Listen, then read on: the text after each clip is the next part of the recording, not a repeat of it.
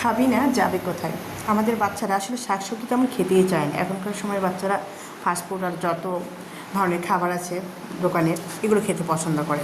তো টিফিনে তো সব এরকম দেওয়া যায় না। মিষ্টি কুমড়া একদমই পছন্দ করে না, তাই বুদ্ধি খাটিয়ে আজকে মিষ্টি কুমড়া একদম সেদ্ধ করে বানিয়ে ফেললাম রুটি।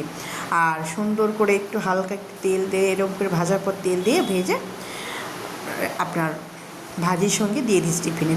খাওয়ার পর বুঝতেই পারিনি ভিতরে মিষ্টি কুমড়া আছে, কারণ যেভাবে মিষ্টি কুমড়া দেয় তাকে সে বুঝে ফেলে এবং খেতে চায় না, একদমই খেতে চায় না।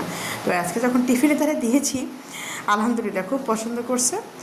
খাওয়ার পর বাসায় এসে বড় মেয়ে বলছে, আম্মু কী দিয়ে বানিয়েছো, এরকম কালার কেন? যাক আলহামদুলিল্লাহ, আসলে বাচ্চার মা হওয়া সহজ না। বাচ্চাদের সঙ্গে কত ধরনের চালাকি করে বাচ্চাকে খাবার খাওয়াতে হয়। যাক আলহামদুলিল্লাহ করতে পেরেছি।